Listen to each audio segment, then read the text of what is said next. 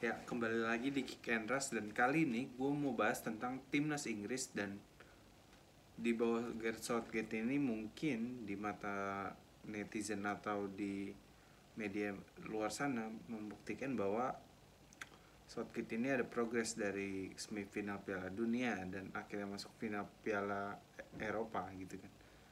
Mereka berpikir ada progres, dan menurut gue ya mungkin ada progres dibanding di zaman Roy Hodgson nih. Jelas ini ada progres, tapi progres itu dari jelek jadi mendingan, bukan ke tahap yang luar biasa menurut gue pribadi. Tapi pemilihan pemain dan formasi dan cara bermain, menurut gue Inggris ini dari 1 sampai 10 skalanya bermainnya itu 6,5 menurut gue, dan belum maksimal dengan komposisi pemain yang luar biasa gitu. Nggak luar biasa lah, tapi mendekati luar biasa. Dan menurut gue Southgate belum bisa memaksimalkan dengan pemain yang ada, harusnya bermain dengan sepak bola yang proper. Dan menurut gue formasinya harusnya bermain dengan 4-3-3. Kenapa? Karena gelandang berkualitas yang bisa menyuplai bola itu lumayan ada, dan penyerangnya lebih bagus. Dan menurut gue Inggris pun cukup untuk bermain dengan 2 back, dengan back yang kuat ya, dengan Maguire dan Stones pun cukup menurut gue, tidak perlu memakai 3 back di tengah. Dan wing backnya juga dengan main 4-3-3 nggak terlalu harus dituntut tinggi gitu. Wingnya itu mungkin bisa digantikan oleh pemain tengah. Jadi menurut gue pengen review dari pemain belakang dulu. Menurut gue kiper, karena nggak ada pilihan juga ya antara Dean Henderson dan Jordan Pickford atau Nick Pope. Sebenarnya gue suka Nick Pope dibanding Jordan Pickford, karena Nick Pope badannya lebih ideal dan dia pernah menang gelar Golden Glove-nya Liga Inggris lah. Menurut gue Nick Pope lebih baik dari Jordan Pickford, tapi mungkin prefer Jordan Pickford ya untuk saat ini. Tapi antara Dean Henderson, Jordan Pickford atau Nick Pope, menurut gue Nick Pope lebih senior lah dan lebih matang. Walaupun gue jarang nonton, tapi dari postur tubuh dan refleks bagus lah.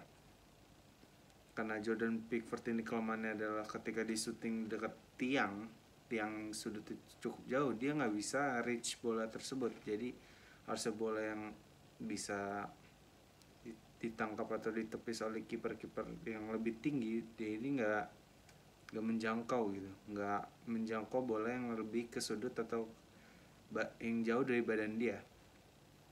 Makanya gue lebih prefer Nick Pope sih sebenarnya. Untuk 2 back depan jelas yaitu Maguire dan Stones. Stones ini kan lahir kembali lah dari masa keterpurukan di zaman Pep awal-awal, dan sekarang dia menjadi back yang baru, back yang lebih fresh, back yang bisa membangun serangan, bisa melakukan dribbling dan headingnya bagus gitu. Stones dan Maguire bisa dribbling juga, dan Maguire ini apa ya, solid lah mainnya di belakang untuk menghalau-halau bola atas. Ya, ini salah satu pemain terbaik MU musim lalu ya, walaupun awal-awal juga angin-anginan nih pemain.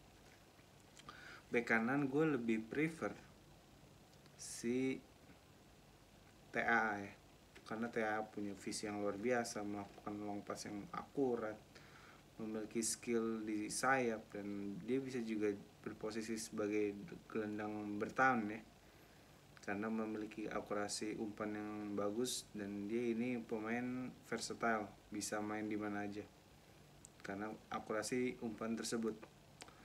Bek kanan TAA dan bek kiri menurut gue Luke Shaw. Kenapa Luke Shaw? Luke Shaw ini memiliki kecepatan dan dia memiliki decision making yang bagus menurut gue. Ketika dia harus passing, ketika dia harus drive ke depan, ketika dia harus melakukan one two, dia ini bagus. Dan beruntung MU punya Shaw karena dia ini salah satu pemain konsisten tahun lalu. 3 gelandang di tengah, gue milih Henderson sebagai gelandang bertahan lah. Terus Declan Rice sebagai gelandang bertahan. terus Jordan Henderson sama Phil Foden. Kenapa? Karena untuk gelandang bertahan gak ada opsi yang lebih bagus dari Declan Rice, walaupun Declan Rice sendiri juga permainannya belum mateng ya, dan dia lumayan lah bagus waktu Euro, tapi belum pada level yang tinggi gitu. Kenapa Jordan Henderson dan Phil Foden? Jordan Henderson ini punya fighting spirit yang luar biasa dan menyerangnya itu lebih stabil lah dan lumayan konsisten di Liverpool, walaupun agak angin-anginan. Cuman ini pemainnya adalah kapten dan bisa menambah wibawa di lini tengah gitu, dan dia memang pemain yang bagus gitu menurutku. Kenapa Phil Foden? Phil Foden ini bisa jembatanin antara tengah ke depan karena dia suka box to box dan dia punya skill dan dia bisa melakukan passing dan bisa menjadi false nine juga. Jadi ini pemain fleksibel ya. Mungkin untuk nanti saat bermain Foden ini bisa bertukar dengan pemain-pemain di depannya, yaitu 3 pemain di depan itu.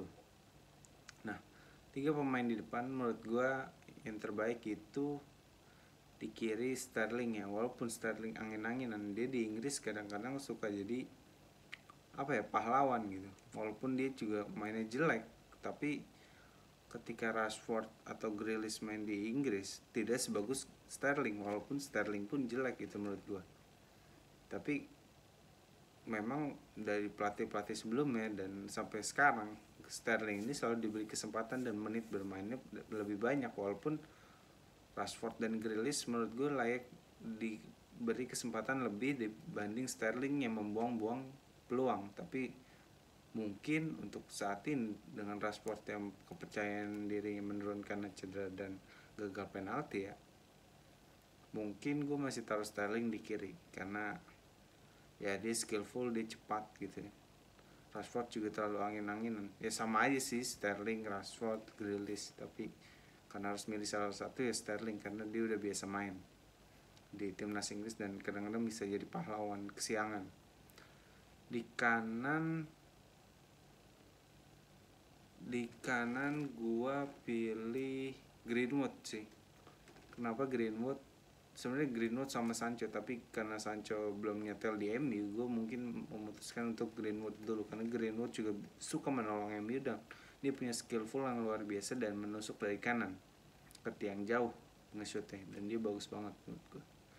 Greenwood di kanan, dan striker tentu aja ya Harry Kane karena dia punya kualitas, punya visi yang bagus dan dia bisa melakukan long pass. Jadi ya ini bakal jadi perfect team menurut gue dengan kiper Nick Pope, 2 center back yaitu Maguire, Stones, back kanan TAA, back kirinya Luke Shaw, 3 gelandang tengahnya itu Declan Rice, Jones, Jordan Henderson, sama siapa tadi? Phil Foden ya. Mungkin Phil Foden lebih attacking midfield mungkin. Terus 3 gelandang tengahnya 3 penyerangnya itu Sterling, Kane, sama Greenwood atau enggak mungkin Sancho lah. Jadi sekian menurut gue, itu dia review dari timnas Inggris. Tetap saksikan Kick and Rush.